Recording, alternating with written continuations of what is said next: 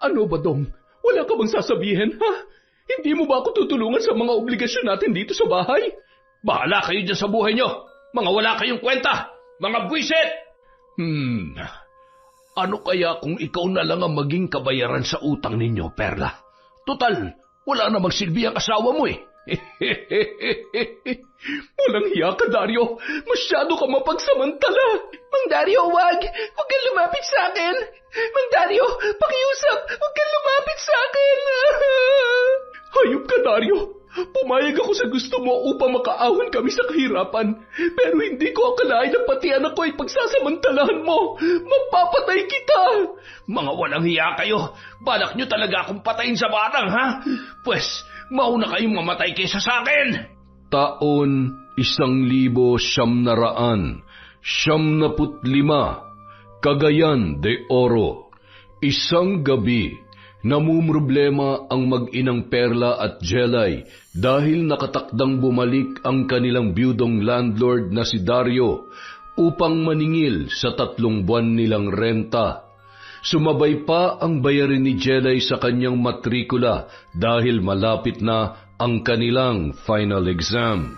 Paano na yan, Nay? Ang sabi sa akin ni Mang Dario kanina, babalik siya ngayong gabi. At pag hindi tayo nakabayad, palalayasin na daw niya tayo dito. Ano ba, Dong? Wala ka bang sasabihin, ha? Hindi mo ba ako tutulungan sa mga obligasyon natin dito sa bahay? Ano bang magagawa ko? Alam mo namang wala akong trabaho. Yan lang ang sasabihin mo. Marami naman pwedeng pagkakitaan kung magsisikap ka lang, ha? Kaso ang tamad-tamad mo. At saka, Nay, may utang pa raw si tatay na pera kay Mang Dario. Totoo ba yun, Badong? Nangutang ka ng pera? Saan mo ginamit yon? Wala ka naman nabili kahit isang butil ng bigas, ha? Diyan na nga kayo. Kaya ayaw ko umuwi dito eh. Kasi ang ingay-ingay ninyo. Sige, lumayas ka. Magsama kayo ng mga kaibigan mong sunog baga. Wala ka nang maitulong dito sa bahay. Nangungutang ka pa. Tay, gabi na po. Mabuti pa, matulog na lamang po kayo. Bahala kayo dyan sa buhay nyo. Mga wala kayong kwenta. Buwisit! Kami pa tong walang kwenta. Ikaw nga tong pabigat dito. Huwag mo ako masigaw-sigawan, ha? Ano, matapang ka na? Bitawan mo ako. Nasasaktan ako. Tay, bitawan niyo po si Nanay. Pasalamat ka, nandito ang anak mo. Dahil kung hindi... Ano? Papatay mo ako? Ha? Mabuti pa maghiwalay na lamang tayo, Badong. Sige, subukan mong hiwalayan ako. Malilintikan ka sa akin. Tay, tama na, Tay. Kung hindi lang ako nakakapagpigil, ay nako, dyan na nga kayo. Nay, ayos lang po ba kayo? Jelay, anak, hindi ko na talaga matiis ang ugali ng tatay mo. Huwag niyo na lang pong isipin si tatay, Nay. Baka lalo pa kayo ma-stress. Sawang-sawa na talaga ako sa ugali niya. Mabuti pang wala akong asawa kaysa ganyan siya palagi. Tao po! Tao po! Nay, andyan si Mang Dario. Tinupad talaga niyang sinabi niyang babalik siya dito. Ako, paano na to? Walang-wala pa naman ako ngayon, anak. Nay, kausapin mo na lang po siya ng maayos. Visit talaga yung tatay mo, oo. Wala man lang may tulong. Ay, nandyan naman pala kayong dalawa eh. Hinihintay niyo pang akong pumasok dito. Dario, pambihira ka naman. Pumapasok ka talaga ng walang pahintulot. Opo, nakakagulat po kayo, Mang Dario. Kasalanan niyo dahil hindi kayo sumasagot at hindi kayo lumalabas. Isa pa, pag-aari ko rin naman tong bahay. Kaya nga ako naparito upang maningil sa inyo eh. Pag-aari nyo nga, pero nangungupahan naman kami rito. Ano nangungupahan? 3 buwan na nga kayong hindi nakakabayad. Kaya kung ako sa inyo, lumayas na kayo rito. Dario, bigyan mo naman kami ng kahit isa pang linggo. Ipinapangako ko sa iyo, gagawan ko ng paraan. Sige. Tutal naman maganda ka. Pagbibigyan pa kita ng 1 linggo. Pero, huli na yan, Perla, ha? Naintindihan mo? Salamat, Dario. Siya nga pala, Perla. Dalagan-dalaga na pala itong anak mo si Jelay, ano? Parang kailan lang naglalaro pa yan sa likod nung lipat nyo dito. Oo. At Ibig sabihin niyan ay matagal na kami rito. 5 taon na, tapos ngayon, pahaalisin mo kami agad-agad? Hindi mo man lang kami bigyan ng pagkakataon? Ay, hindi naman ganon. Sana'y maintindihan nyo na negosyo to. At hindi mahalaga sa akin kung gaano na kayo katagal dito. Grabe ka naman, Dario. Matanda na kayo tapos puro pera lang ang laman ng isip ninyo. Anong matanda? Hoy, Perla, wala pa akong 60. Malakas pa to kaysa sa asawa mong lasinggero. Ito naman, hindi na mabiro. Anong biro-biro? Iniinsulto mo na yung pagkalalaki ko. Naku, hindi naman ganun ang ibig kong sabihin. Nay, huwag ka na magsalita. Mang Dario, pasensya na po kayo sa nanay ko. Tingnan mo itong anak mo. Mabuti pa ito Maganda na, magalang pa. Lumabas na lamang si Dario at umalis na tila galit dahil sa pagtawag ni Perla sa kanya ng matanda. Nay, sana umayon ka na lang sa mga sinasabi niya. Tingnan mo, lalo tuloy nagalit. Hindi ko naman inaasahan na magagalit siyang tawagin matanda At saka, totoo namang matanda na siya Kahit na, Nay. Ay, sana lang makapagbayad na tayo bago mag-1 linggo para hindi tayo mapalayas dito. Paano kasi ang tatay mo? Wala man lang pakialam. Tumatanda na pero mas lalo pang nalululong sa alak. Kung may maitutulong lang sana ako, Nay, ako na lang ang gagawa ng paraan. Pero paano? Nag-aaral pa ako at pati pambayad ko sa school, nahihirapan pa tayo.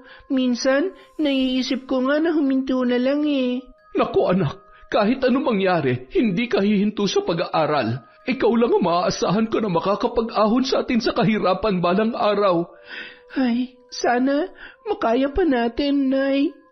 Hayaan mo anak, gagawin ni nanay ang lahat para makapagtapos ka ng pag-aaral.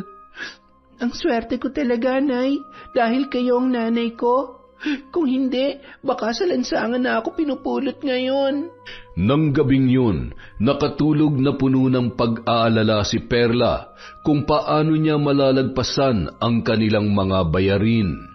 Pagsapit ng hating gabi, nagising na naman sila ni Jelay nang umuwi si Badong na lasing. Perla!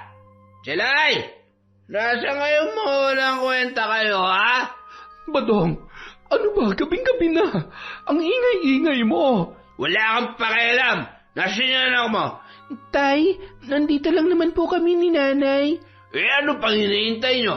Pagandaan niyo akong pagkain. Badong, huwag mo nang idamay ang anak mo. Umupo ka na't ako na mag-aasikaso sa'yo. Di bilisan mo. Oo, saglit lang to. Ano yung papakain mo sa akin? Sardinas? Yan lang? Ano akala mo sa akin? Aso? Badong, yan lang ang meron tayo, kaya pagtiyagaan mo na lang. Kung gusto mo, ikaw ang kumain yan. Eto, ubusin mo. Sumusobra ka na talaga, Badong. Tay, bakit niyo tinapon ang sardinas sa mukha ni Nanay? Bakit? Kumakampi ka na naman sa nanay mo, ha? Tay, sumusobra na po kayo. Ano? Lalaban ka na rin sa akin, ha? Sige, subukan mo saktan ang anak ko. Magkakamatayan tayo. Aba, matapang ka na. Bakit? Ano ba yung pinagmamalaki mo, Perla, ha? Sawang-sawa na ako sa iyo, Badong. Mabuti pa maghiwalay na lang tayo. Lumayas ka na dito. Total wala ka rin namang ambag sa bahay na to. Para ano? Para makahanap ka na ipapalit sa akin? Hindi ako tanga, oy. Napakawalang hiya mo, Badong. Halos araw-araw ganoon ang senaryo sa kanilang bahay. Hanggang sa lumipas ang 1 linggo ay wala pa ring pambayad na nabuo si Perla para sa renta kay Mang Dario. Nagkasabay-sabay pa ang kanilang mga bayarin sa kuryente at sa paaralan. Sinubukan na niyang manghiram kahit saan pero hindi pa rin sapat sa 1 buwan na bayarin ang nahiram niya sa kanyang mga kaibigan. Nay, papasok na po ako. Nasaan po si tatay? Ewan ko ba dun? Halos dun na nakatira sa may tindahan sa may kanto. Ay, si tatay talaga. Lagi na lamang pasaway. Teka, Nay, 1 linggo na pala. May pambayad na po ba kayo kay Mang Dario? Meron akong kaunting pera dito, anak. Pero Huwag mo nang isipin yon. Ako nang bahala sa kanya. Pakikiusapan ko na lang na sa susunod na ang kulang. Sige, Nay. Mabuti na lang may konti kesa wala ka mayabot sa kanya. Oo nga eh. Sige na anak, baka maliit ka pa. Hindi alam ni Jelay na sobrang nag-aalala na ang kanyang ina. Natitiyak kasi ni Perla na malabong tanggapin ni Dario ang kakarampot niyang pera. Maya-maya pa, dumating na ang kanyang kinatatakutan, ang biyudong landlord na si Dario. Kaya pumasok siya at nagkunwaring hindi yon nakita. Nasa pintuan na yon nang siya ay tawagin. Ngunit nagdadalawang isip si Perla kung haharapin niya ba ang matanda. Maya-maya pa ay halos sirain na nito ang pintuan sa kakakatok. Tao po! Tao po! Alam kong may tao dyan sa loob. Huwag ninyong hintayin, sunugin ko tong bahay bago pa kayo lumabas dyan. Dario, nandiyan ka na pala. Halika, may hinihanda akong kape para sa inyo. Narito ko para maningil. Kompleto na ba yung pambayad mo? Dario, ano kasi kaunti pa lang yung naipon ko. May problema pa nga ako sa matrikula ng anak ko sabi ko na nga ba, inuuto mo lamang ako Akala mo ba madadala mo ko sa pakape-kape? Akin na yung bayad mo. Pasensya ka na ha, pero ito lang talagang nakayanan ko Ano? Ito lang ang ibabayad mo sa akin? Hindi nga ito kasi sa isang buwan na renta Hindi ko matatanggap yan. Lumayas na kayo dito ngayon din. Dario, huwag naman. Maawa na po kayo sa amin ng anak ko. Kahit si Badong na lang ang palayasin ninyo, huwag lamang kami ng anak ko. Paano kaya kung ikaw na lang ang maging kabayaran ng utang ninyo, Perla? Total, wala namang silbi yung asawa mo. Nagbibiro ka ba? Mukha ba ako nagbibiro? Maganda ka. Sayang ang iyong ganda kung hindi mapapakinabangan. Anong ibig mong sabihin? Perla, matagal na akong hindi nakakatikim ng babae at alam kong napapabayaan ka na rin ng asawa mo. Pasensya ka na, Dario. Wala na sa isip ko ang mga ganyang bagay. Pwede bang umalis na lamang muna kayo? Ano? Pinaalis mo ako?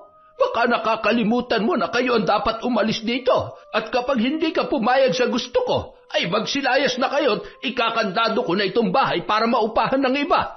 Dario, nakikiusap ako sa iyo. Bigyan mo pa ako ng isang pagkakataon. Total, magbabayad naman ako Huling pagkakataon na ito, Perla. Kaya kung ako sa iyo, pumayag ka na lamang sa gusto ko para quits na tayo. Ayaw mo ba nun? Wala ka nang puproblemahin pa sa renta ng bahay. Pati utang ng asawa mo, hindi ko nasisingilin. Dario, nakikiusap ako. Wala namang ganyanan. Pumayag ka na, Perla, para wala na tayong problema. Dario, huwag mo akong hawakan. Alam mong may asawa ko.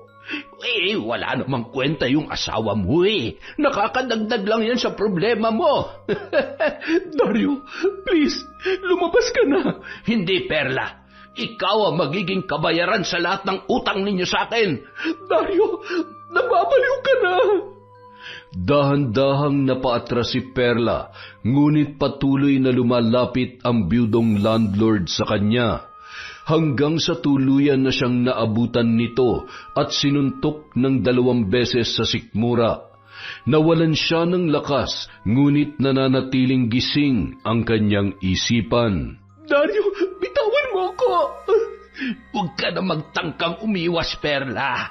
Wala ka na magagawa. Hayop ka, Dario! Hayop na kung hayop. Basta akin ka na ngayon. Nagtagumpay ang biyudo sa pangahalay kay Perla. Pagkatapos ay dali-dali noong inayos ang sarili upang umalis. Walang hiya ka, Dario! Hayop!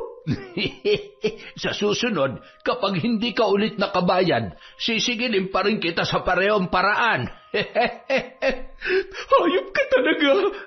Siya nga pala. Di ba sabi mo namumroblema ka sa matrikula ng anak mo? Sabihin mo lang sa akin kapag kailangan mo ng tulong, ha? Ako na ang bahala sa kanya. Basta pumayag ka lang sa gusto kong mangyari. Walang hiya ka. Masyado ka mapagsamantala. Wala akong panahon sa drama-drama, Perla. Pag-isipan mo na lamang na mabuti yung sinasabi ko. Umalis na si Dario na tila walang nangyari. Samantala si Perla naman ay walang nagawa kundi ang manahimik.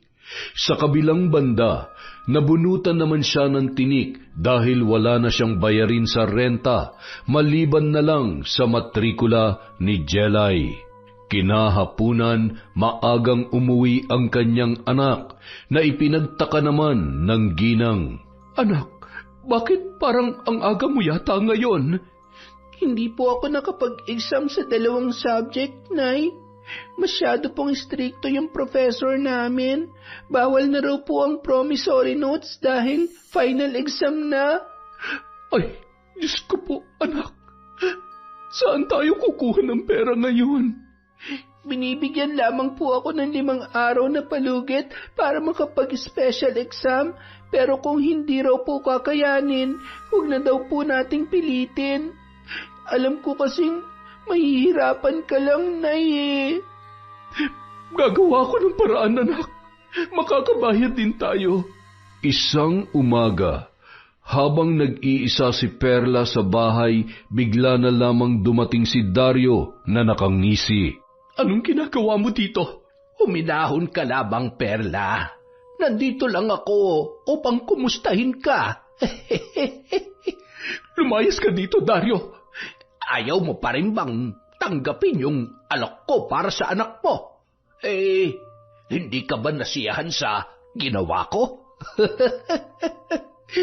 Napakamanyakis mo. Ay nako, hindi ka naman nadalaga, Perla. Kaya huwag ka na magpakipot pa. Tutal, hindi ka na napapaligaya ng asawa mo na puro alak lang ang inaatupag. Kaya kong ibigay yun sa'yo. Pumayag ka na para naman guminhawa ang buhay mo. Huwag mong guluhin ang isip ko, Dario. Ayaw mo ba talaga? Sige. Aalis na lamang ako. Sandali. Aba, nagbago na yung isip mo. Ang bilis naman. Pumapayag na ako. Pero sa isang kondisyon. Anong kondisyon? Walang ibang makakaalam nito, kundi tayo lamang. Walang sino man ang makakaalam nito, kundi tayo lamang, Perla. Walang pagdadalawang isip na sinunggaban ng biyudo si Perla at dinala sa loob ng bahay. Nagpaubaya naman ang babae ayon sa kanilang kasunduan. Hanggang sa humantong sila sa kwarto at sa sariling kama mismo ni na Perla at Badong. Sa ikalawang pagkakataon, nakuha ni Dario si Perla na tila ba pinaghahandaan na ito ng biyudo. Tila hindi siya napapagod at laging sabik na sabik. Hindi inakala ni Perla na ang tinatawag niyang matanda ay ganoon pala katibay pagdating sa kama. Kumpara sa asawa niya na walang magawa dahil palaging lasing. Ganon din si Dario, hindi niya inakala na ang babaeng kanyang kaharap ay magaling din pala sa kama. Hindi lang 1 beses, kundi 3 beses silang nagpakasawa nung mismong araw na yun. Dario, tanghali na. Baka biglang umuwi si Badong. Ano naman kung umuwi siya? Hindi ba't sabi mo ay palayasin ko na yon? Dario, baka malaman ng anak ko to, magagalit yun sa akin.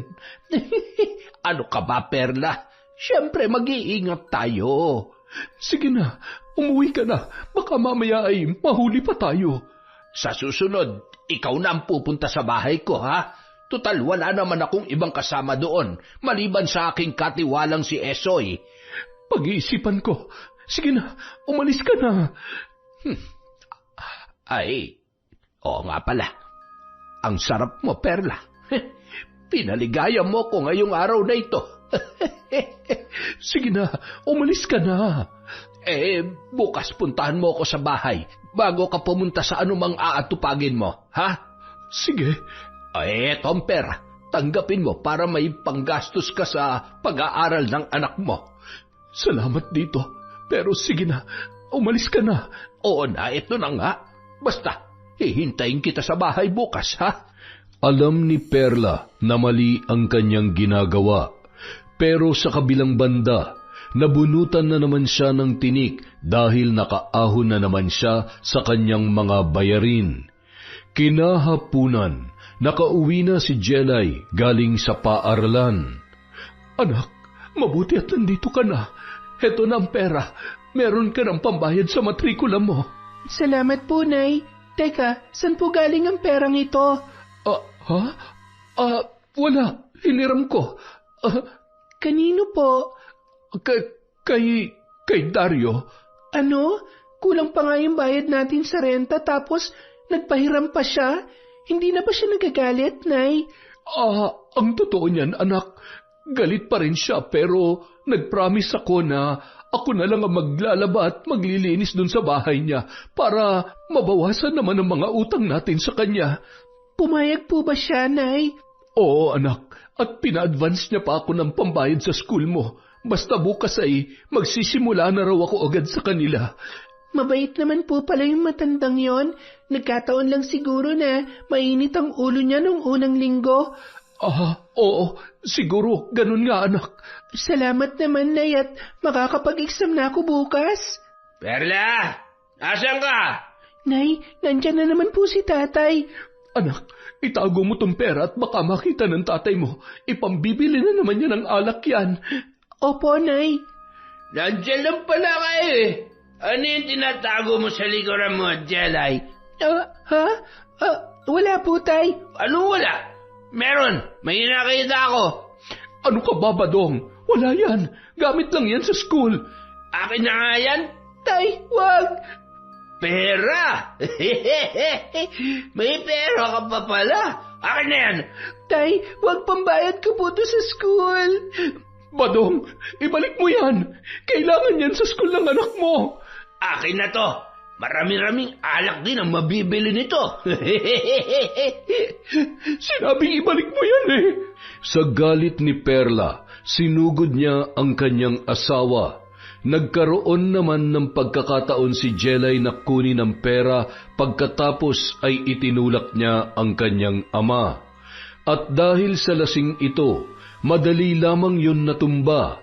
Tumakbo sina Jelay at Perla sa labas at sumunod naman ang lasing na si Badong. Nay, saan tayo pupunta? Hindi ko alam, anak. Nay, baka abutan tayo ni tatay. Alam ko na, pupunta tayo kina Dario. Pero Nay, hindi ba nakakahiya po yon? Subukan lamang natin, anak. Wala na tayong ibang mapupuntahan. Pagdating nila sa bahay ni Dario, nagulat na lamang ang byudo dahil hindi nun inaasahan ang kanilang pagdating. Sa kabilang banda, nagliwanag naman ang kanyang ngiti nang parehong makita ang dalawang magagandang babae. Kaya agad nitong inutos sa katiwalang si Esoy na buksan ang kanilang gate. Dario, tulungan mo kami. Hinahabol kami ni Badong. Ay, ganun ba? Sige, dumito na muna kayo. Bukas ang bahay ko para sa inyo. Salamat, Dario. Salamat po, Mang Dario. Ay, Esoy, kumuha ka ng tubig at tila hinihingal ang mga bisita ko. Opo, boss. Perla! Jelay, anak! Umuwi na kayo! Pangako, hindi ko na kayo sasaktan! Nay, ayoko pong umuwi.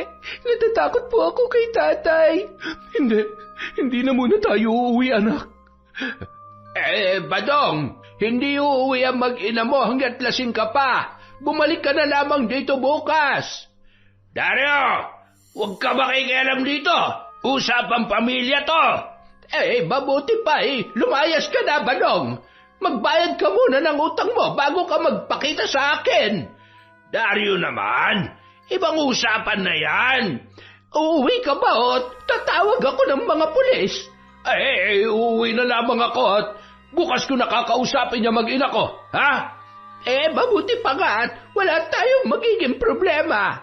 Nang gabi ring yun, doon na natulog ang mag-ina sa bahay ni Dario, sa isang kwarto kung saan may susi ang matandang biyudo, kaya masisilip niya ang dalawa habang natutulog. Busog na busog ang kanyang mga mata, lalo pat hindi nagkukumot ang dalagang si Jelay. Nais man niya itong hawakan, ngunit natatakot siyang sumigaw yon, kaya ibinaling niya na lamang ang atensyon kay Perla. Dario, bakit nandito ka? Namimiss na kasi kita eh. Ano ba? Alam mo namang nandyan ang anak ko. Kung ganon, lumipat tayo dun sa kwarto ko. Sumunod ka agad sa akin, ha? Dario, pwede bang wag mo na ngayon?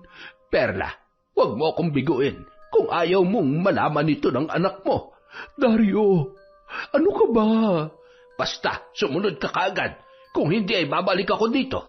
Walang nagawa ang ginang kundi sundin ang utos ng kanilang landlord. Kesa magising ang kanyang anak sa pangungulit nito.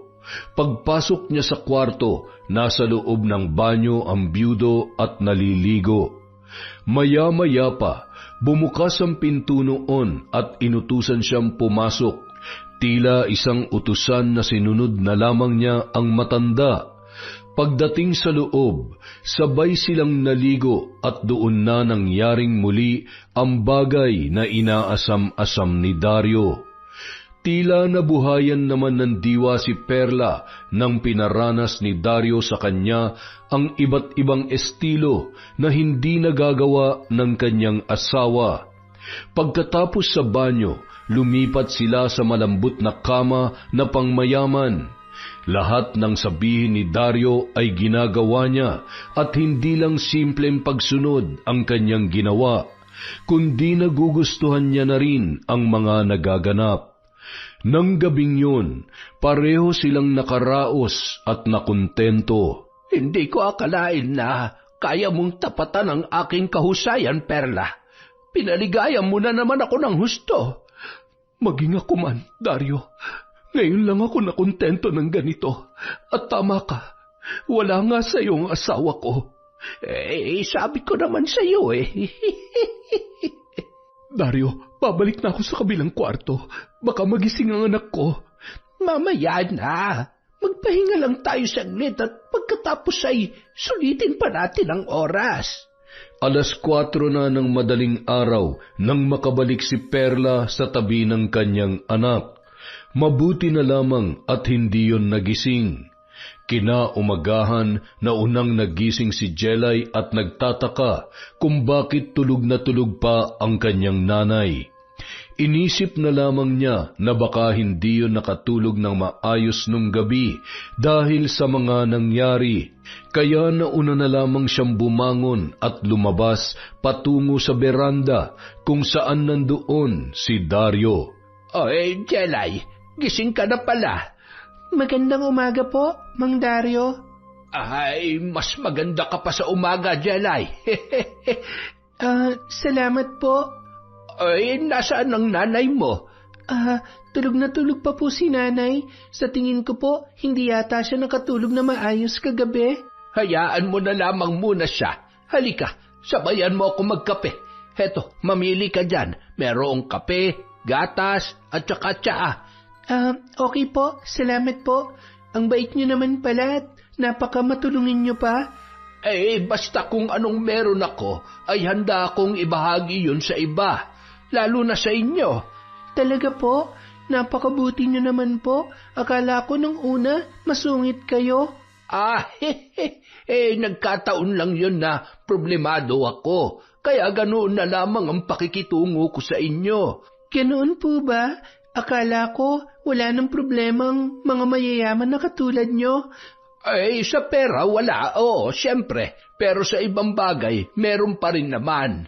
Alam mo na, isa lamang ang anak ko at nasa abroad pa. Kaya nag-iisa na lamang ako dito sa bahay. minsan ay kailangan ko na ng katuwang kaya hindi ko maiwasang maging malungkot. Pasensya na po kayo. Hindi ko po alam na ganyan pala ang mga nararanasan ninyo. Ay, wala yon. Ang importante ay maayos na tayo ngayon. Matanong ko lang po, wala po ba kayong balak na mag-asawa ulit? Kung papalarin bakit naman hindi? Pero sa tingin mo, may magkakagusto pa kayang dalaga sa akin? Bakit naman po wala? Hindi naman po kayo pangit at mabait naman po kayo. Ibig sabihin ay may pag-asa pa ako kahit sa mga dalaga na katulad mo? Oo naman po. Age doesn't matter naman po Naku, napakabait mo naman, Jelay. At ang lawak pa ng pag-iisip mo. Kaya nga, nangako ako sa nanay mo na tutulungan kita sa pag-aaral. Nakita ko kasi na matalino ka. Naku, maraming salamat po, Mang Dario. Napakalaking tulong na po yan upang maipagpatuloy ko ang aking pag-aaral. Ganito na lang. Dahil mabait ka, ako na lamang ang sasagot sa lahat ng gastusin mo sa paaralan. Talaga po? Maraming salamat po, Mang Dario. Ilang sandali pa, nagising na si Perla at lumabas ng kwarto. Agad niyang hinanap si Jelay hanggang sa matagpuan niya yon na masayang nakikipag-usap kay Dario. Tila may kung anong pangamba siyang naramdaman, kaya dali-dali siyang lumapit sa dalawa. Jelay, Dario, nandito lang pala kayo. Ay, mabuti at gising ka na, Perla. Halika't nang makapagkape ka na rin. Salamat. Anong pinag-uusapan niyo? Nay, ang bait naman pala ni Mang Dario. Ngayon ka lang siya nakilala ng gusto. Akala ko kasi masama siyang tao. Oo, tama ka. Mabait talaga siya kaya niya tayo tinutulungan. Hindi ba, Nay? Ngayon na kayo magsisimulang magtrabaho sa kanya bilang tagapaglinis at tagapaglaba? Tutulungan ko na po kayo, Nay. Hindi naman araw-araw, anak, kasi papasok pa rin naman ako sa parlor. Ay, tama, Jelay. Pagkatapos niya maglinis at maglaba, ay makakauwi naman siya agad. Salamat po sa tulong ninyo sa aming mag-ina. Ay, hindi lamang yan. Tutuparin ko ang pangako ko na pag-aaralin kita. Talaga, Dario? Ikaw na magpapaaral sa kanya? Oo, napag-usapan na namin yan ni Jelay habang nagkakape kami. Kung ganoon, salamat at sigurado na makakapagpatuloy sa pag-aaral ang anak ko. Yun nga rin po ang sabi ko, Nay. Walang kaalam-alam ang mag-ina na pareho lang silang pinasasakay at pinagnanasahan ni Dario. At habang hindi pa siya nagsasawa sa ina, ay dahan-dahan naman niyang kinukuha ang loob ni Jelay. Ilang sandali pa, dumating na si Badong na nagmamakaawa sa labas ng gate at kitang-kita naman nila ito sa may beranda. Jelay, anak! Asawa ko, Perla! Umuwi na kayo sa atin! Hindi ako mabubuhay na wala kayo! Jelay! Perla! Halina kayo! Umuwi na tayo! Boss Dario, papapasukin ko ba o uupakan ko yan? Ang tanong kaya mo ba? Nagtatanong lang naman, boss. Si Perla na lang ang makakapagdesisyon niyan, Esoy. Kung ako lang ang masusunod, hindi na ako babalik sa kanya. Nay, kawawa naman po si tatay. Siguro naman nakapag-isip-isip na siya ngayon. Sana nga, anak. Pagbigyan na lang po muna natin si tatay. Nakakaawa naman po siya, Nay. Kung yan ang gusto mo, anak, sige. Sige, Esoy. Papasukin mo na yang si Badong. Opo, boss. Dali-dali namang tumungo si Esoy sa gate at pinagbuksan si Badong. Pagkatapos ay mabilis yung lumapit sa kanilang kinaroroonan. Dario, salamat at binigyan mo ako ng pagkakataong makausap ang asawa't anak ko, ha? Magpasalamat ka at mabait itong anak mo. Tay, mangako po kayo na hindi na kayo maglalasing. Oo, anak. Nangangako ako. Kung ako lang ang masusunod, Badong, Hinding-hindi na ako makikipag-ayos sa'yo. Perla, pakiusap. Nangangako akong hindi ko na yun uulitin. Dahil wala nang magawa si Perla at natakot siyang malaman ni Jelay ang relasyon nila ni Dario, napilitan na siyang umuwi sa kanilang bahay. Perla, mahal, tumabi ka naman dito sa akin. Ang layo mo naman. Pagod ako, Badong. Nagtatrabaho ka na pala dun kina Dario, ano? Oo, para naman makapagbayad man lang kahit ng renta. Hayaan mo, maghahanap na ako ng trabaho. Badong, gawin mo. Hindi yung puro salita na lang ang maririnig ko. Oo na, kaya halika na dito. Namimiss na rin kasi kita eh. Wala nang nagawa si Perla kundi ang tumabi sa asawa at ibinigay ang nais noon. Akala niya yun na ang simula ng pagbabago ni Badong. Ngunit ilang araw lamang ang lumipas ay bumalik na naman yun sa dating gawi. Perla, pahingi naman ng pera oh. Alam kong doble naman ang kinikita mo ngayon eh. Sa parlor tsaka kay Dario. Badong, alam mo namang yung kay Dario ay bawas lang yun sa renta ng bahay. Kung wala kang pera, bakit ang dami mong pinamimili? Kung meron man akong pera, para yun sa pangangailangan sa bahay, hindi para sa bisyo mo. Anak ng teteng naman oh. Wisit ka naman talaga eh. Magbibigay ka ba o hindi? Badong, akala ko ba nagbago ka na? Para sa yung trabaho mo kay Dario kung wala ka naman palang pera? Wala kang pakialam doon. Ah, ganun ha? Kung ganun, mas mabuti pang hindi ka na makabalik doon. Total, wala ka rin naman palang silbi. Binugbog ni Badong ang kanyang asawa dahil hindi siya nito binigyan ng pera. Hindi siya makapanlaban dahil malakas si Badong. Kinabukasan, nagkaroon ng maraming pasa si Perla, dahilan na hindi muna siya makapasok sa parlor. Hindi na rin siya nakapunta kina Dario na siya namang ipinagtataka ng matandang byudo. Mang Dario, naparito po kayo. Ay, Jelay, hinahanap ko kayo ng nanay mo. Itatanong ko lang sana kung bakit hindi na naglinis ang nanay mo sa bahay. Mang Dario, hindi pa po makapagtrabaho si nanay dahil binugbog po siya ni tatay. Ano? Nasaan ang nanay mo? Nasa loob po. Hali po kayo, pumasok po kayo. Nandito po si nanay. Anak, sino yan? Perla, anong nangyari sa'yo? Pasensya na, hindi ako nakapunta doon. Masakit pa kasi ang katawan ko eh. Ay nako, walang hiya talaga yung asawa mo. Babalik na lamang ako doon kapag maayos na ang lagay ko. Nay, ako na lang po muna ang papalit sa inyo para naman makapagbayad tayo ng renta ng bahay. Naku, hindi pwede, anak. Bakit naman po hindi pwede, Nay? Maglilinis lang naman po ako doon. Basta hindi pwede, Jelay. Makinig ka sa akin. Hayaan mo na siya, Perla. Maglilinis lang naman yung anak mo sa bahay. Jelay, pwede bang iwanan mo muna kami ni Dario at mag-uusap lang kami tungkol sa trabaho? Opo, Nay. Sige po, maiwan ko na po muna kayo. Dario, alam mong hindi ako naglilinis sa bahay mo. Tanging katawan ko lang ang pambayad ko sa lahat ng tulong mo sa amin. Ano ba ang iniisip mo, Perla? Sa tingin mo ba'y hindi magtataka yung anak mo kung bakit hindi ka papayag na maglinis siya doon? Gayong siya naman ang may gusto. Basta, hindi ako papayag na pumunta ron ang anak ko na mag-isa. Wala ka bang tiwala sa akin, Perla? Itinuring ko ng parang anak si Jelay at kung sakali mang mawala na yung asawa mo, malaya na tayong magiging pamilya. Pasensya ka na, pero hindi talaga ako papayag. Kung yan ang gusto mo, di sige. Ikaw ang masusunod. Paglabas ni Dario sa pintuan, sinalubong naman siya ni Jelay. Mang Dario, pumayag na po ba si nanay?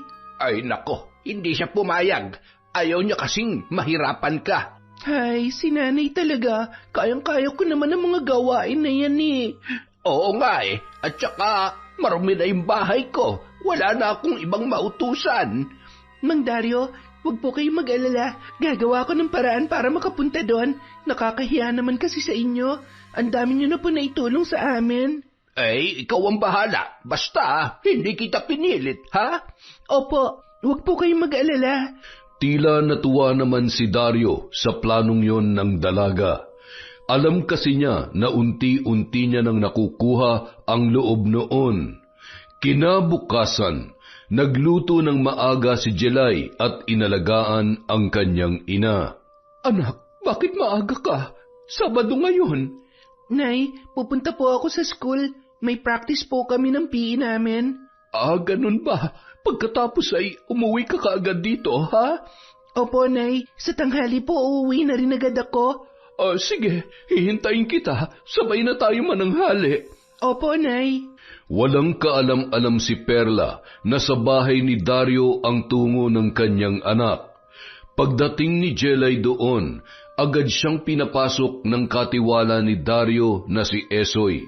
Pagkatapos ay umalis na yon dahil may iniutos ang kanyang amo. Mang Dario, bakit hindi na lang kayo mag-asawa para may naglilinis ng bahay ninyo?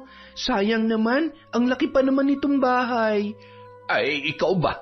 Gusto mong tumira dito? Kung papayag ka, ikaw na lang ang aasawahin ko. Ha? Ano pong ibig niyong sabihin? Gusto kita, Jelay. Di ba ang sabi mo naman ay age doesn't matter? Pasensya na po pero wala pa po sa isipan ko ang mga ganyang bagay. Sige na. Pumayag ka na, Jelay. Unti-unting lumapit si Dario kay Jelay at napaatras naman ang dalaga. Lalabas sana siya, ngunit naunahan siya ni Dario sa pinto at inilak yon. Mang Dario, anong ibig sabihin nito? Total hindi ka naman madala sa magandang usapan, di sa santong paspasan kita kukunin. Mang Dario, wag! Akala ko'y mabait kayo. Ano nangyari sa inyo, Mang Dario? Sa tingin mo ba'y papayag akong walang kapalitan lahat ng itinutulong ko sa inyo? Mang Dario, palabasin niyo ako dito! Halika na, Jelay. Huwag mo na akong pahirapan pa. Mang Dario, wag! Huwag kayong lalapit sa akin! Mang Dario, pakiusap! Huwag kayong lumapit sa akin! Mang Dario! Huli ka! Wag! Maawa kayo sa akin! Bitawan niyo ako! Nagpumiglas si Jelay, ngunit isang malakas na suntok ang tumama sa kanyang sikmura, dahilan upang siya ay mawalan ng lakas. Noon, nagkaroon ng pagkakataon si Dario na hilahin siya sa kwarto at ibinalibag sa kama na walang kalaban-laban. Dali-dali nitong tinanggal ang kanyang saplot at nang tumambad ang kanyang hubad na katawan, tila asong ulol naman siyang sinunggaban ng byudo. Mang Dario, maawa po kayo sa akin! Kahit magsisigaw ka pa, walang makakarinig sa iyo dito. Hayop ka, Mang Dario! Ang buong akala ko'y mabait ka! Hayop! Manahimik ka dyan! Muli siyang sinuntok ng matanda sa sikmura, dahilan upang muntik na siyang mawalan ng ulirat. Gising ang kanyang diwa, ngunit hindi makapalag ang kanyang katawan, at tanging mga luha na lamang ang nagsasalita para kay Jelay. Matapos siyang pagsawaan ng byudo, hinayaan na lamang siya nitong umiyak. Dali-dali siyang bumangon at nagtakip ng kumot sa katawan. Hayop ka! Walang hiya ka! Tapos na, Jelay. Wala ka nang magagawa. Isusumbong kita sa nanay ko. Sige, subukan mo magsumbong at papatayin ko kayo mag-ina. Salbahe ka! Wala kang kasing sama. Heto. Tanggapin mo na lang itong pera at pagkatapos ay manahimik ka, ha? Binabayaran mo ko? Anong akala mo sa akin? Mukhang pera? Kung ako sa'yo, tanggapin mo na lamang yan dahil yan na ang huli kong ibibigay sa'yo. Simula sa araw na ito, hindi na ako maglalabas ng pera na walang kapalit. Hindi na ako lalapit sa'yo kahit kailan. Dali-daling nagbihis ang dalaga at inayos ang sarili upang umuwi. Pagdating sa bahay, dumiretso siya sa kanyang kwarto nang walang imik. Jelay, anak, Ano nangyari sa'yo? Halika't kumain na muna tayo. Mauna na po kayo, Nay. Magpapahinga lang po muna ako. Bakit? Hindi ka ba nagugutom? Ay, sige, magpahinga ka na muna at baka napagod ka nga. Paano kasi ang aga mong gumising kanina para magluto? Matutulog na po muna ako, Nay. Buong araw na nagmukmok sa kwarto si Jelay. Akala ni Perla may sakit lamang ang kanyang anak, kaya dinalhan niya na lamang yon ng pagkain sa loob. Ilang sandali pa, umuwi na rin si Badong galing sa inuman at nagwawala na naman. Perla, bigyan mo ako ng pera. Alam ko na marami kang pera dyan. Alam mo namang hindi pa ako nakakapagtrabaho dahil sa ginawa mo sa akin. Basta, bigyan mo ako ng pera, sabi. Badong, wala nga akong pera. Hindi ka ba makaintindi? Wala pala, ha? Ang akala ni Perla, pagbubuhatan lamang siya ng kamay ng asawa katulad ng dati. Pero bigla na lang siya nitong hinampas ng matigas na kahoy na tumama sa kanyang ulo at likod. Dahilan upang siya ay matumba. Hindi pa nakuntento si Badong. Pinagtatadyakan pa siya hanggang sa mawalan ng malay. Nawindang naman si Jelay sa ginawa ng kanyang ama. Kaya tumakbo siya sa labas at humingi ng tulong. Maya-maya pa, nagsidatingan na ang kanilang mga kapitbahay at dinala si Perla sa ospital. Agad namang may tumawag ng pulis, ngunit mabilis na tumakas si Badong. Pagdating sa ospital, ni-refer si Perla sa CT scan dahil sa malaking sugat sa kanyang ulo. Ngunit dahil walang perang pambayad si Jelay, napilitan siyang bumalik kay Dario. Oh, Jelay, sabi ko na nga ba't kakailanganin mo ko Akin na yung pera. Kailangan ko yun para sa nanay ko. Alam ko ang ginawa ng walang kwenta mong ama sa iyong ina. Pero sinabi ko naman sa'yo, hindi na ako maglalabas ng pera na walang kapalit. Mang Dario, pakiusap. Kailangan kong pera. Kung ganon, kailangan din kita, Jelay. Ikaw ang magiging kapalit ng perang kailangan mo. Mang Dario, maawa na po kayo sa amin. Ito lang ang tanging paraan para matulungan kita. Kaya huwag ka nang pumalag. Unti-unting hinawakan ni Dario ang mukha ni Jelay pababa sa kanyang malusog na dibdib. At dahil sa matinding pangangailangan, hindi na pumalag ang dalaga. Ipinikit niya na lamang ang kanyang mga mata. Dinala siya nito sa kwarto at nilunok niya na lamang ang lahat ng ginawa sa kanya ng byudo. Mailigtas lamang ang buhay ng kanyang ina. Pagkatapos siyang pagsawaan ni Dario ay agad naman siyang inabutan ng pera. Nagmamadali niya yung kinuha at mabilis na tumungo sa ospital. Bilib na talaga ako sa iyo, boss. Pagkatapos nung ina, yung anak naman. Wag mo itong ipagkakalat, Esoy. Ikaw lang ang tanging nakakaalam ng aking mga sikreto. Pambira ka talaga, boss. Dalawa na lang tayo dito sa bahay. Pati ba naman kasalanan mo sa Diyos? Hati pa tayo. Tumahimik ka dyan. Di tatahimik na. Samantala, nabuhayan naman ng loob si Jelay dahil hindi malala ang pinsalang natamo ni Perla. Kaya pagkalipas ng ilang araw, nakauwi na sila sa kanilang bahay.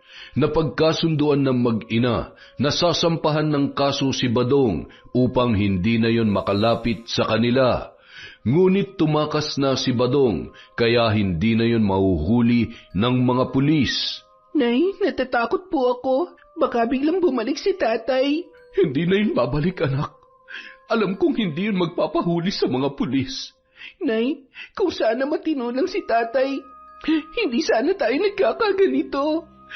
Anak, tayo na lang dalawa ang natira. Kaya sikapin mong makapagtapos sa pag-aaral. Hindi ko po alam, Nay, kung kaya ko pa bang tapusin ang pag-aaral ko. Kayanin mo, anak. habang nandyan pa si Dario na tumutulong sa atin. Nay, huwag po kayong babalik doon kina Mang Dario. Kailangan, anak, para makapagbawas man lamang tayo ng bayad sa renta. Gusto ko na pong umalis sa lugar na ito, Nay. Bakit, anak? Ayaw ko na po dito. Tao po! Tao po! Biglang nataranta si Jelay nang marinig ang boses ng matanda. Ngunit mas nananaig pa rin ang kanyang galit. Anong ginagawa mo dito? Jelay, ano ba nangyayari sa'yo? Ay, Jelay, nandito ako para kumustahin ang nanay mo. Umalis ka dito. Hindi ka namin kailangan. Jelay, may problema ka ba kay Dario? Ay, ano kasi, Perla? Humingi kasi siya ng tulong sa akin nung nasa ospital ka. Pero matagal ko siya nabigyan, kaya siguro siya nagtatampo sa akin. Pero binigyan ko pa rin naman siya. Jelay, magpasalamat na lang tayo, tinutulungan pa rin tayo ni Dario. Hindi niyo alam, Nay, kung bakit ako nagagalit. Jelay, napag-usapan na natin ito, hindi ba? Nakalimutan mo na ba yung sinabi ko sa'yo? Natakot naman si Jelay nang titigan siya ng husto ni Dario. Naalala niya ang sinabi noon na papatayin niya ang kanyang ina sa oras na siya ay magsumbong. Kaya minabuti na lamang ng dalaga na manahimik at pumasok sa kanyang kwarto at doon ay umagos ang kanyang masaganang luha. Dario, intindihin mo na lamang sana ang anak ko. Kayo pa ba? Malakas kayo sa akin. Salamat nga pala sa tulong mo sa amin, ha? Walang problema yon, Perla. Ang mahalaga ay ligtas ka na. Oo, at babalik na ako sa parlor bukas. Ibig sabihin ay pupunta ka rin sa bahay bukas. Sa laki na naitulong mo sa akin, makakahindi pa ba ako sa'yo? Sisiguruhin kong may babalik ko sa'yo ang lahat ng kabutihan mo sa amin ni Jelay. Gagawin ko ang lahat para mapasaya ka. Salamat, Perla. Hihintayin kita sa bahay bukas, ha? Nagpatuloy ang relasyon ni na Perla at Dario. Ngunit katagalan, tila nagsasawa na ang byudo kay Perla. Umiiral na naman ang kanyang pagnanasa kay Jelay at hinahanap-hanap ang alindog noon. Nang minsang nalaman ni Dario na nasa parlor si Perla, ay palihim niyang pinuntahan si Jelay sa kanilang bahay. Anong ginagawa mo dito? Huminahon ka lang. Para naman tayong walang pinagsamahan. Umalis ka dito. Kung hindi, sisigaw ako. At sino naman na makakarinig sa'yo? Iilan lang ang kapitbahay ninyo sa malapit at nasa trabaho pa lahat. Sinabi ko nang umalis ka eh. Ay, nako, Jelay. Hindi na ito bago sa atin. Ano ka ba naman? Mang Dario, please, tama na. Ayoko na. Nagpatuloy sa paglapit ang matanda kay Jelay. Kumuha naman ng dalaga ng mga bagay na pwede niya maggamit laban kay Dario. Ngunit hindi niya inakala na may dala pala itong baril at itinutok sa kanya. Mang Dario, huwag. Maawa ka sa akin. Kung ganon, lumapit ka sa akin at huwag mo na akong pahirapan pa. Mang Dario, nakikiusap po ako. Ang sabi ko, lumapit ka. Kung hindi, papatayin kita. Maging ang nanay mo ay papatayin ko rin. Mang Dario, huwag niyo pong idadamay ang nanay ko. Nakikiusap po ako sa iyo. Lapit! Opo, pakiusap. Ibaba niyo na po yung baril. Hubad! Mang Dario! Bilisan mo! Wala nang nagawa si Jelay kundi ang sumunod. Dahan-dahan niyang hinubad ang kanyang damit sa harap ng byudo habang umiiyak.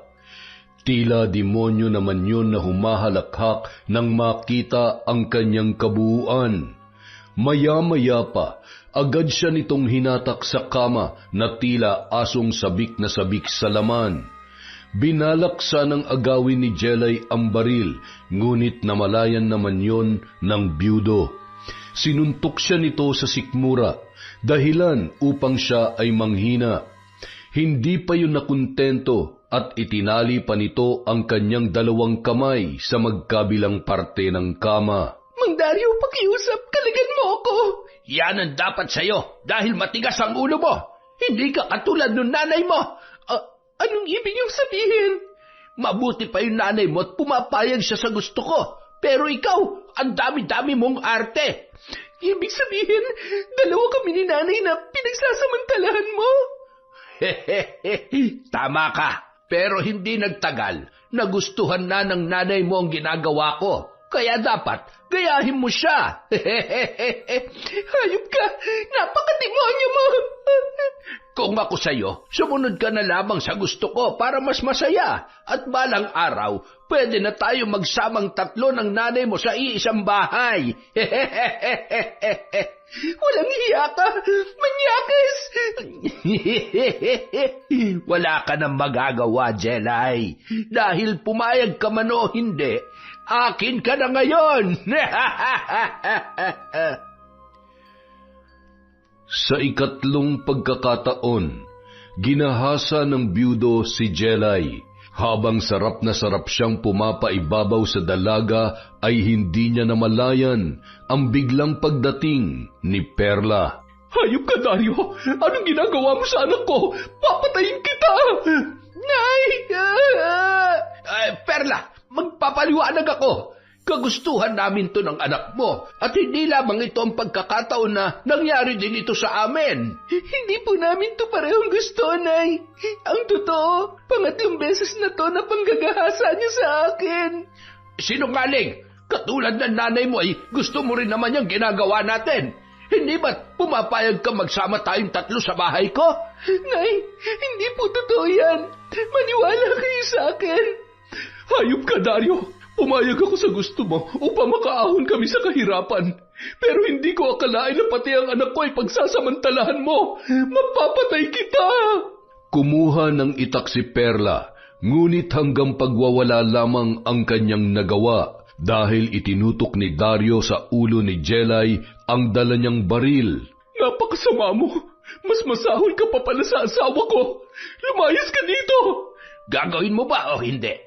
Akala mo ba iaalis ako nang hindi ko pa nakukuha ang gusto ko? Mang Dario, tama na. Umalis na po kayo dito. Tumahimik ka! Kung hindi, papatayin kita! Dario, pakiusap. Huwag mong sasaktan ang anak ko. Kung ganon, ihagis mo yung itak. Bilisan mo. Kung hindi, sasabog itong ulo ng anak mo. 1, 2. Oh, eto na, itatapon ko na. Ngayon, isarado mo yung pinto. Walang nagawa si Perla kundi sundin ang utos ni Dario. Habang isinasara niya ang pintuan, nagulat na lang siya nang bigla siyang pinukpok ni Dario sa sentido, dahilan upang siya ay mawalan ng malay. Ilang sandali pa, nagising na lang siyang nakagapos ang kanyang 2 kamay sa kanyang likuran. Nang iikot niya ang kanyang tingin sa buong kwarto, kitang-kita niya kung paano binababoy ng byudo ang kanyang nag-iisang anak sa kanyang harapan. Sinikap niyang tanggalin ang tali, ngunit huli na ang lahat. Muli nang nagtagumpay si Dario sa kanyang masamang balak. Nay! Hayop ka, Dario. Pagsisisihan mo ang ginawa mo sa anak ko. Pagbabayaran mong lahat ng ito. Bakit? May magagawa ka pa ba? Idedemanda kitang demonyo ka. Hayop ka. Subukan mo, Perla. Tingnan natin kung may magagawa ka. Wala kang awa. Sinira mo ang buhay ng anak ko. Tama na nga ang drama, Perla.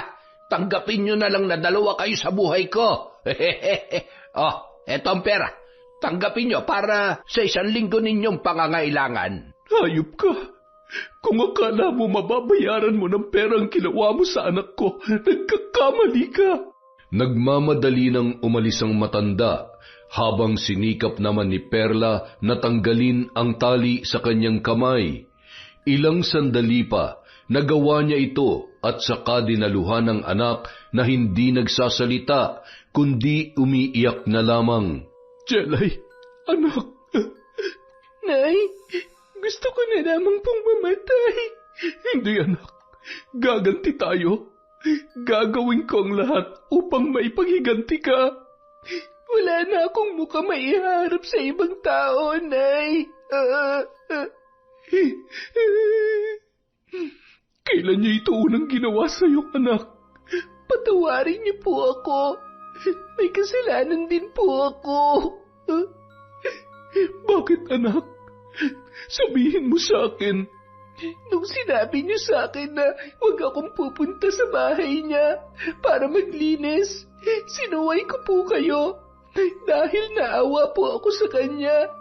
Akala ko mabait siyang tao.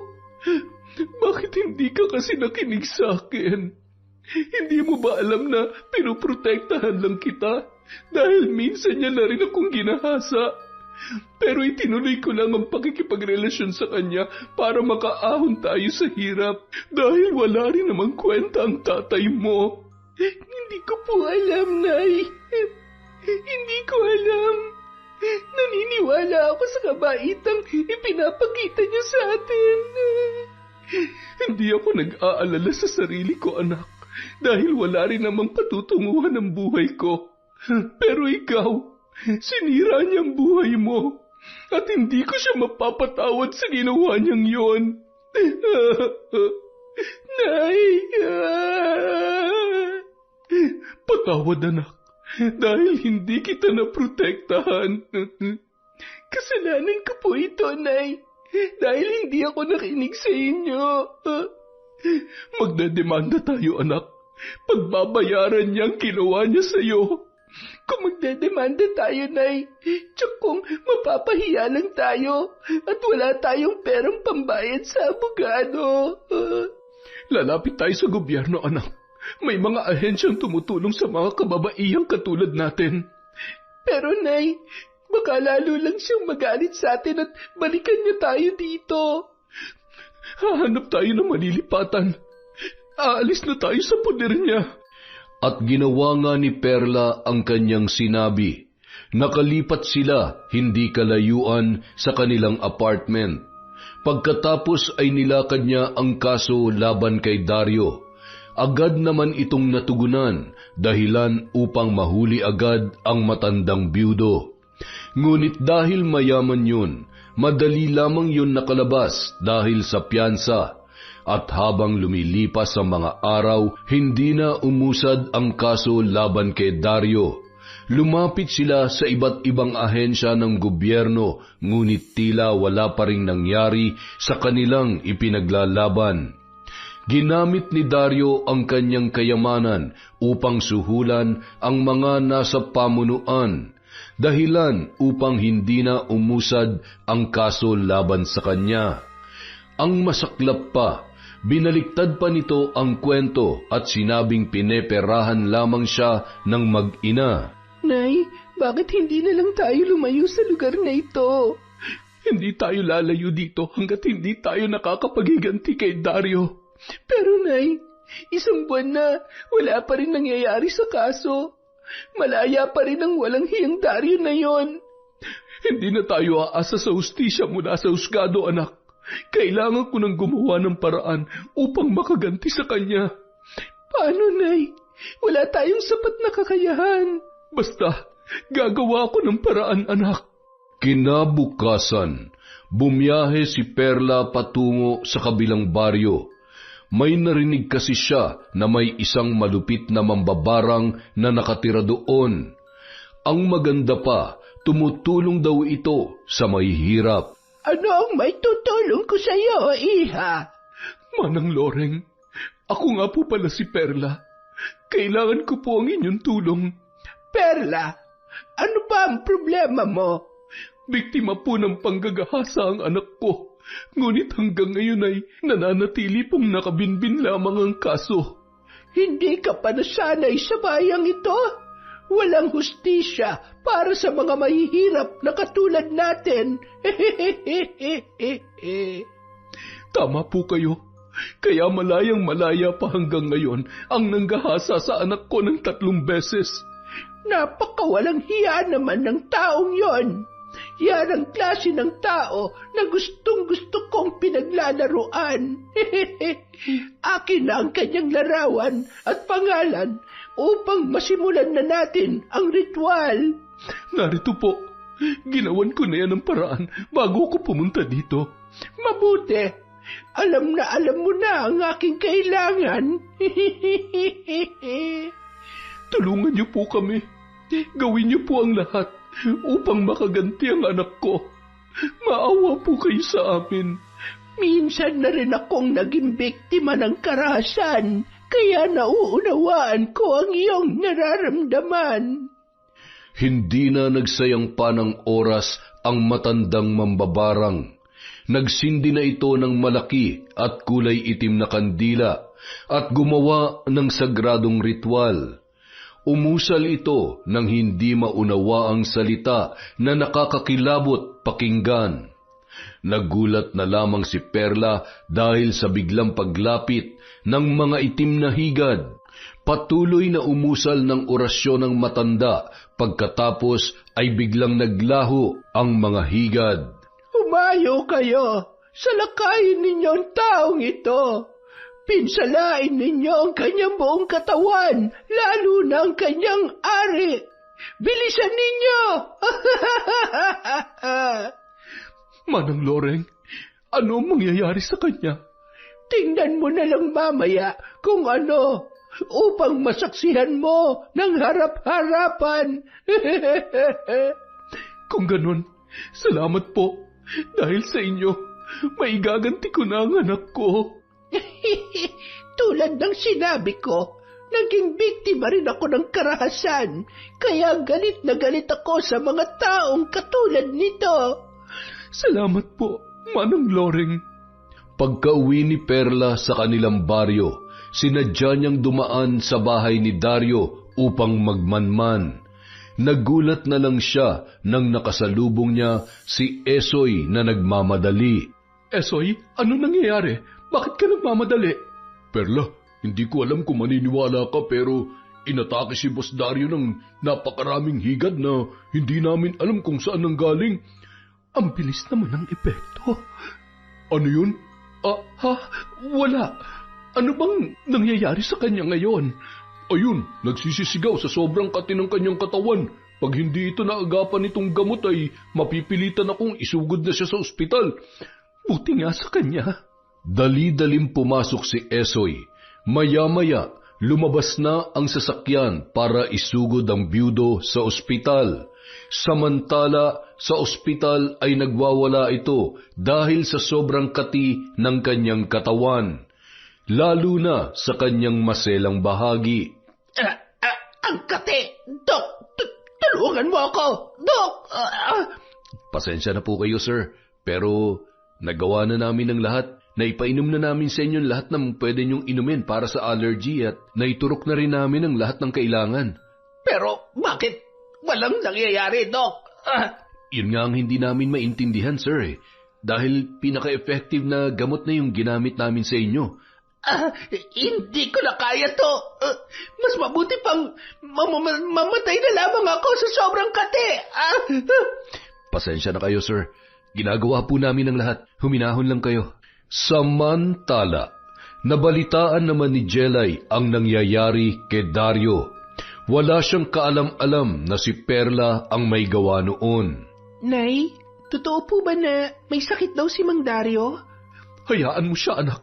Nakakarma na yan sa ginawa niya sa atin. Oo nga, Nay. Mabuti nga sa kanya. Halika na, kumain na tayo. Nag-adobo ko ng pusit. Wow, paborito ko yan. Kaya nga halika na. Nay, ang baho naman ng pusit na niluto ninyo. Anong mabaho? Ang bango nga nito eh. Hindi ba't paborito mo to? Nay, ilayo niyo po sa akin yan. Anak, anong ibig sabihin nito? Hindi ka naman dating ganyan ah. Diyos ko, hindi kaya buntis ka? Hindi ko po alam, Nay. Nay, anong gagawin ko? Hindi ako dapat mabuntis, lalo na nung matandang manyakis na Dario na yon. Anak, magpa-check up tayo bukas. Mabuti na yun nakakasiguro. Kinabukasan, Dinala ni Perla si Jelay sa ospital at doon ay nalaman nila na nagdadalang tao nga ang kanyang anak. Nay, hindi ito maaari. Ipapalaglag ko to, Nay. Maghunos dili ka, anak. Pag-isipan mo na natin mabuti. Nandyan na yan. Wala na tayong magagawa. Pero, Nay, ayoko pang magkaroon ng anak, lalo na kung sa demonyong yon. Hindi ko to matatanggap, Nay. Anak, walang kinalaman ng bata. Hindi mo siya dapat idamay. Basta, Nay, ayoko. Demonyo ang tatay nito. Anak, hindi kita masisisi. Pero isipin mong walang kasalanan ng bata na nasa iyong sinapupunan. Aalis tayo dito, Nay. Ayokong malaman ni Dario na buntis ako. Oo, sige anak. Aalis tayo dito kapag natapos ko ng paghihiganti natin sa kanya. Makalipas ang 5 araw, simula nung magkasakit si Dario, nangangayayat na yon at lumalaki pa ang tiyan. Puno rin ng pantal ang kanyang katawan at nagkasugat-sugat na dahil sa kanyang mga kamot. Ang malala pa, tila nabubulok na ang kanyang pagkalalaki. Paano na yan, boss? Tapos na ang maliligayang araw mo. Tulungan mo ako, Esoy. Hindi ko na kaya to. Hindi kaya binabarang ka, boss? Barang? At sino naman ang magpapabarang sa akin? May iba pa ba? Ha? Ang walang hiyang babae na yon. Mapapatay ko sila. Ano kaya, boss, kung magpagamot ka sa albularyo? Total, hindi ka namang gumagaling sa doktor eh. Sige, Esoy. Tulungan mo ako. Hindi ako papayag na mamatay lamang ako sa sakit na ito. Dinala ni Esoy ang kanyang amo sa isang kilalang albularyo. Mabuti at nadala mo siya kaagad dito. Dahil kung hindi, maaaring hindi na naagapan ang sakit niya. Bakit, Mang Lauro? Ano bang sakit ko? Isang napakalakas na barang.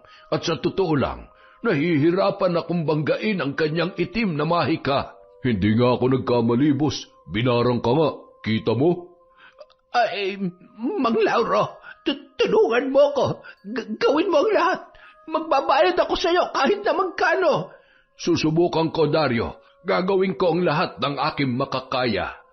Umusal ng mga salita na hindi maunawaan ang naturang albularyo. Pagkatapos ay hinipan niya ang ulo ng matanda.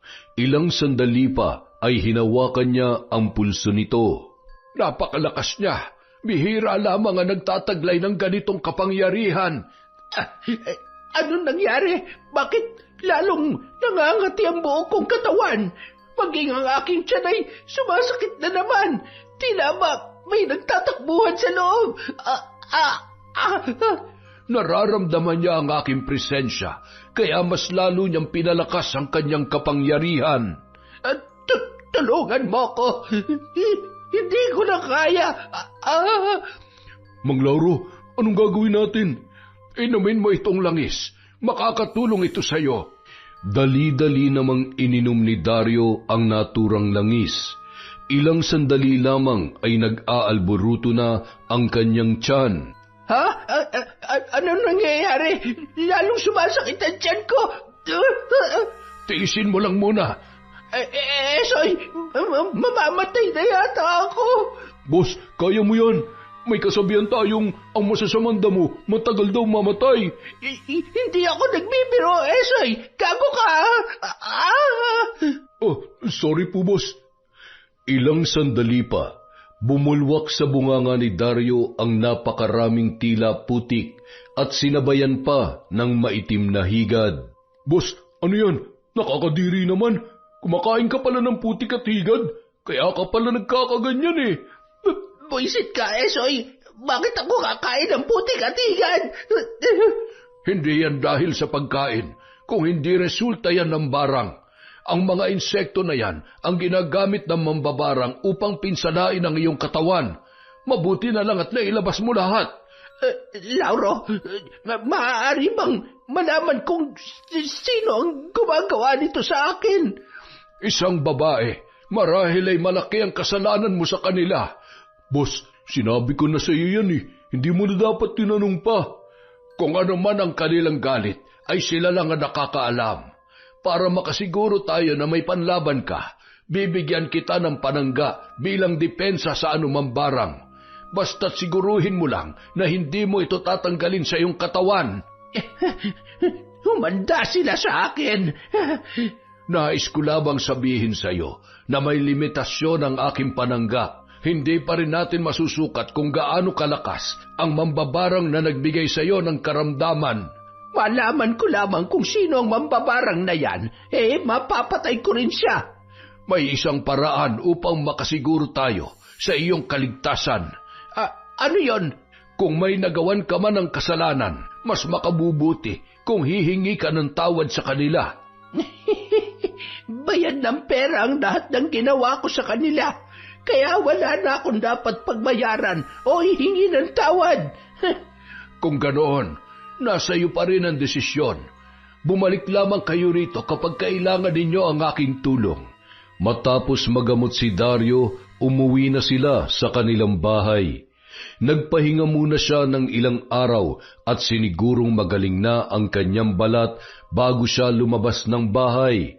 Samantala, nalaman naman ni Perla na gumaling na si Dario, kaya dali-dali siyang bumalik sa mambabarang. Manang Loreng, bakit gumaling yung lalaking yon? Huwag ka mag-alala, Perla. Ang albularyong kanyang nilapitan ay kasing hina lang ng kuting. Ang kanyang panangga ay walang silbi. Natatakot ako na baka muli na naman niya kaming balikan. Hindi na mangyayari yan, Perla. Humanda siya dahil ipatitikim ko sa kanya ang pinakamalupit na barang. Nagsindi ng malaking itim na kandila si Manang Loreng upang magsagawa ng sagradong ritual. Kinuha niya ang isang garapon na may laman na maliit na ahas at isa pang garapon na puno ng mga bakukang.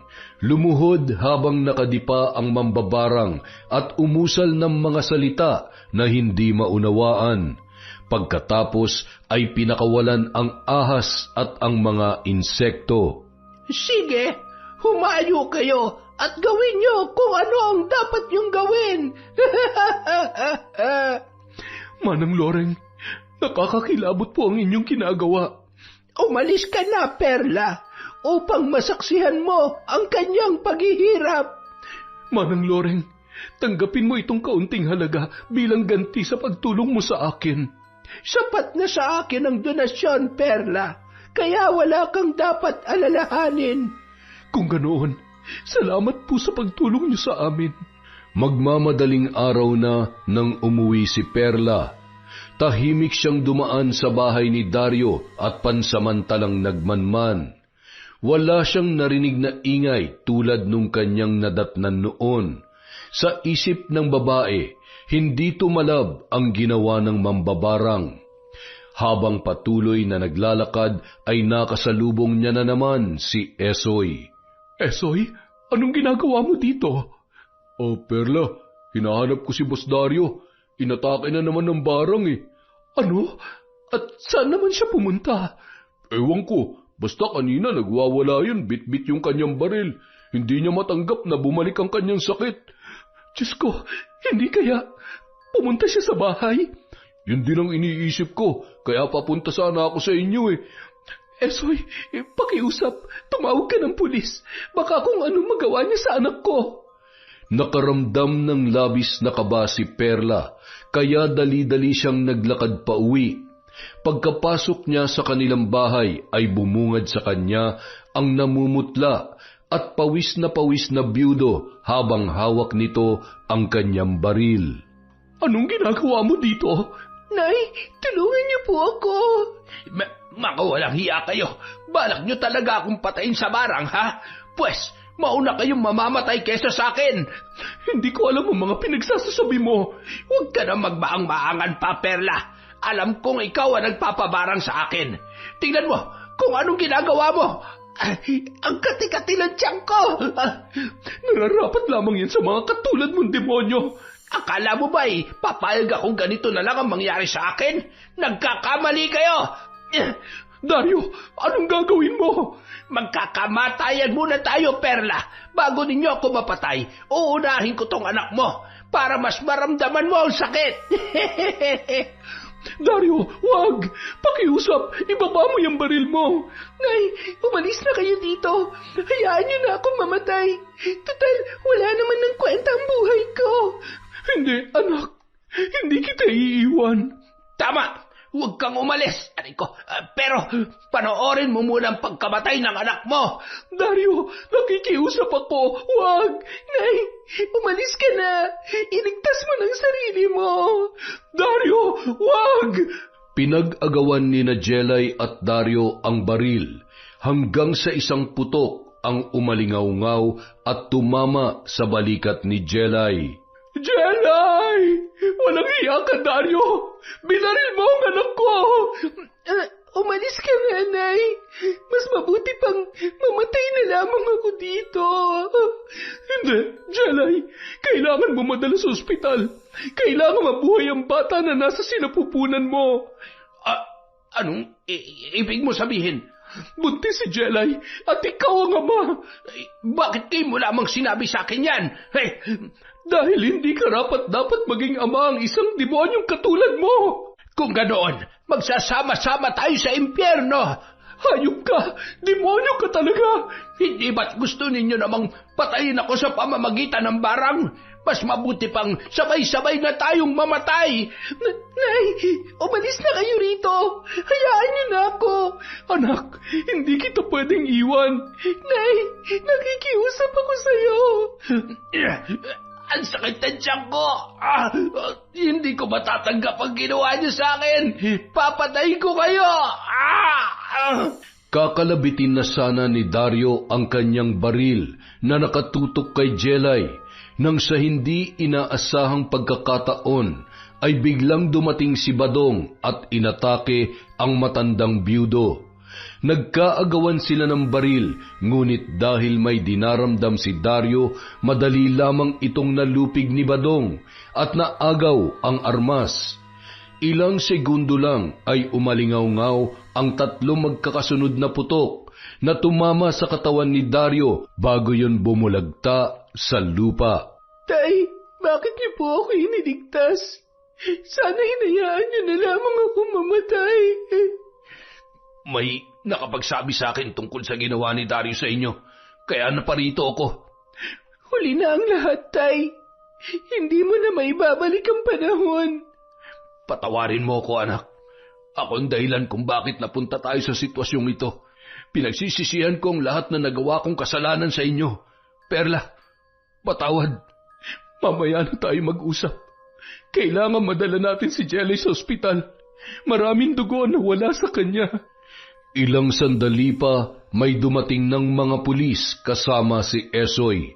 Naabutan ng mga ito si Badong na may hawak na baril, at si Dario naman ay nakahandusay sa sahig at naliligo sa sarili nitong dugo. Boss Dario, Perla, ano nangyari kay boss? Nahuli ka ng dating Esoy. Patay na ang amo mong demonyo. Wala nang nagawa pa si Esoy, kundi ang ayusin ang bangkay ng kanyang amo at tinawagan ang anak nito sa ibang bansa. Hindi naman nahirapan ang mga pulis sa paghuli kay Badong dahil kusa na yung sumuko. Samantala, mabilis naman isinugod si Jelay sa ospital. Pagdating doon, mabilis yung isinalang sa operasyon. Hindi umalis si Perla sa labas ng operating room hanggat hindi natatapos ang isasagawa kay Jelay. Makalipas ang 1 oras, lumabas na ang doktor. Dok, kumusta ang anak ko? Mrs., wag ko kayo mag-alala dahil ligtas ang anak nyo at ang apo nyo. Malayo sa kanyang sinapupunan ang kanyang sugat. Diyos ko, salamat. Salamat, Dok. Walang anuman po. Makalipas ang ilang araw, nakalabas na si Jelay sa ospital. Natapos na rin ang paglibing kay Dario at sa hindi inaasahan ay nagkaroon ng bisita sina Jelay at Perla. Esoy, anong ginagawa mo dito? At sino yung kasama mo? Perla, Jelay, si Sir Sandro nga pala, anak ni Boss Dario. Anong kailangan niyo sa amin? Aling Perla, hindi na ako magpapaligoy-ligoy pa. Narito ako dahil alam kong buntis ang anak niyong si Jelay at ang tatay ay ang aking ama. At ano naman ang pakialam mo sa magiging apo ko? Babalik na sana ako sa Amerika. Wala kaming pakialam. Aling Perla, Jelay, maliban sa bahay namin, narito pang ibang mga papeles sa mga ari-arian ni Papa. Maging ang kanyang mga naipon sa bangko. Iiwan ko to sa inyo para sa magiging kapatid ko. Hindi ko matatanggap ang mga yan. Katulad ng hindi ko matatanggap ang batang ito. Anak, ilang beses ko bang sinabi sa iyo na walang kasalanan ng batang dinadala mo? Anak mo pa rin yan. Nakikiusap ako, Jelay. Isilang mo magiging kapatid ko. Nag-iisa lang ako at noon pa man ay pinangarap ko na magkaroon ng kapatid. Nangangako ako sa inyo na hinding-hindi ko kayo pababayaan. Jelay, tama ang nanay mo. Walang kasalanan yung bata, kaya tanggapin mo ng tulong ni Sir Sandro. Tanggapin niyo man ito o hindi, iiwan ko pa rin ito sa inyo. Tayo na, Esoy. Lumipas ang mga buwan. Matagumpay na isinilang ni Jelay ang isang malusog na sanggol na pinangalanan ni Aling Perla ng Alejandro. Tuwang-tuwa si Perla sa bata, ngunit kabaliktaran naman ang nararamdaman ng kanyang anak. Naging malamig ito sa kanyang supling, kaya si Perla na ang nag-aalaga sa bata. Jelay, pwede bang hawakan mo munang anak mo at magtitimpla ako ng gatas? Ilayo niyo sa akin ang batang yan. Jelay, anak mo siya. Huwag mo siyang idamay sa galit mo. Anak yan ng demonyo, kaya ilayo mo sa akin yan. Jelay, ano pa bang gusto mo? Ako na nag-aalaga sa kanya. Pinapakarga ko lang sa iyo sandali, hindi mo pa magawa. Wala akong pakialam sa batang yan. Kung ganon, para mo na rin sinabi na wala kang pinagkaiba sa iyong ama. Napatigil si Jelay sa kanyang narinig, ngunit patuloy pa rin niyang tinalikuran ang ina at anak. Ibinaba na muna saglit ni Perla ang bata at dali-dali siyang nagtimpla ng gatas. Habang nasa malayo, rinig na rinig ni Jelay ang pag-iyak ni Alejandro. Hindi niya nauunawaan ang kanyang nararamdaman. May kung anong kirot ang bumabalot sa kanyang puso. Noon, naitanong niya sa kanyang sarili, ano nga ba ang pagkakaiba nila ng kanyang ama? Matapos magtimpla ni Perla ay kinuha niya na ang bata upang padidein. Ngunit hindi pa rin ito tumitigil sa pag-iyak. Nang maramdaman ni Perla ang init ng bata ay doon lang niya napagtanto na mayroon pala yung lagnat. Jelay, may lagnat ang anak mo. Kailangan natin siyang dalhin sa ospital. Tila naguguluhan naman si Jelay sa kanyang gagawin. Katulad ng maraming ina ay nataranta din siya. At dahil hindi agad ito nakainom ng gamot, nagresulta yon ng kumbulsyon. Noon nasaksihan niya ang paghihirap ng bata. Sa walang pagdadalawang isip ay kinuha ni Jelay ang kanyang anak at itinakbo sa bahay ni Dario. Mabuti na lamang at nandoon si Esoy. Agad nitong inilabas ang sasakyan at sabay nilang isinugod sa ospital si Alejandro. Mabuti na lang at mabilis yung naagapan ng mga nurse at doktor. Nay, hindi ko mapapatawad ang sarili ko kung may nangyaring masama sa anak ko. Kung hindi mo pa nakita ang paghihirap ng anak mo, hindi ka pa matatauhan. Patawarin niyo ako, Nay. Kung ngayon ko lang naramdaman ang pagiging ina. Hindi pa huli ang lahat, anak. Sigurado ko na magiging mabuti kang ina kay Alejandro. Pinapangako ko po, Nay. Babawi ako sa kanya. Simula nung araw na yun, tuluyan nang natanggap ni Jelay ang kanyang anak. At para sa magandang kinabukasan nito, tinanggap niya na rin ang lahat ng tulong mula sa kapatid noong si Sandro, maging ang alok nitong buwan ng sustento para sa kanyang kapatid. Hindi niya na iniisip ang kanilang nakaraan.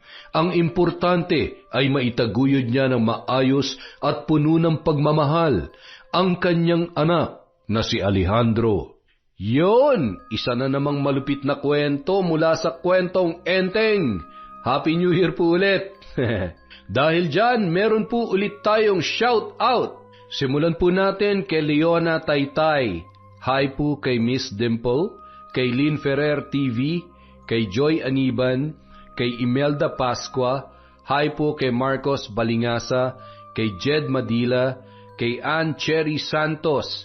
Shout out po kay Margie Banosong, kay Virginia Belay, kay Gemstone Claro.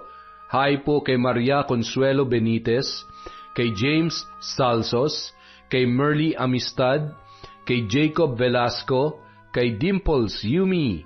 Hi kay Archie Caballes, Mamshi Akira Vlog. Hi din po kay Winnie Belnas, kay Virginia Belay, kay Rosette Ersando, kay Jo Marie Giray. Hi kay Wang Chelsea, kay Christine Olasiman, kay Merly Hipolito, kay Noor OFW Riyadh. Hi din po kay GDG, kay Tita Jinky Perez. Shout out po kay Von Joki, kay Jocelyn Tolentino, kay Gina Cornelio, kay Joey Ignacio, kay Red Gaspar. Hi kay Esmeralda Talores, kay Lynn Beato, kay M. Rose Strong OFW in Kuwait. Hi din po kay Glenda Cabagyo, kay Michael Zafra, kay Jeneline Estenzo, kay Catherine Fantinalgo. Hi kay Mirna Alfaro, kay Noemi Garcia Pabunan, kay Mamiliana Nalugon, kay Dan Escano, Cherry Belinario, Rosita Saclote, Asia Makalindong, Helen Flores, Aryan Leonora, kay Laima Edsel Muhammad, kay Marjorie Dequilia, kay Jaralu Joy.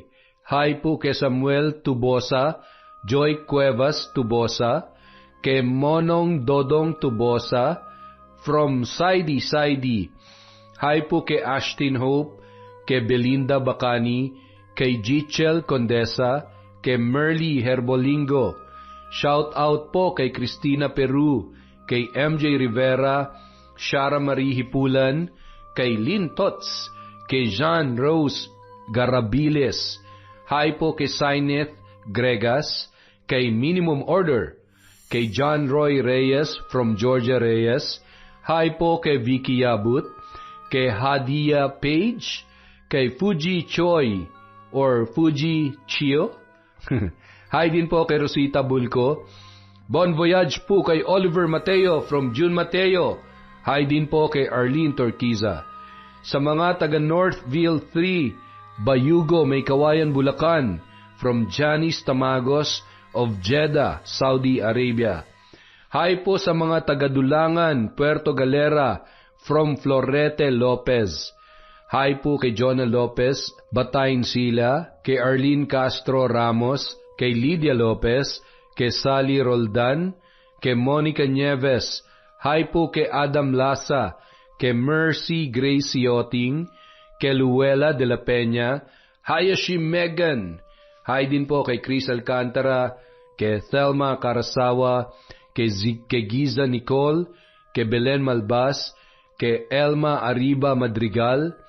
Hi kay Jenna Cassandra, Leatan, Russell Galope, Kurt Mina, Honey Austria, Janice Delphine Ramirez, Joyce Key Vlog, kay Neneng Leonora, kay Lydia Alba, Ryan Alba, at Loretta Bobes.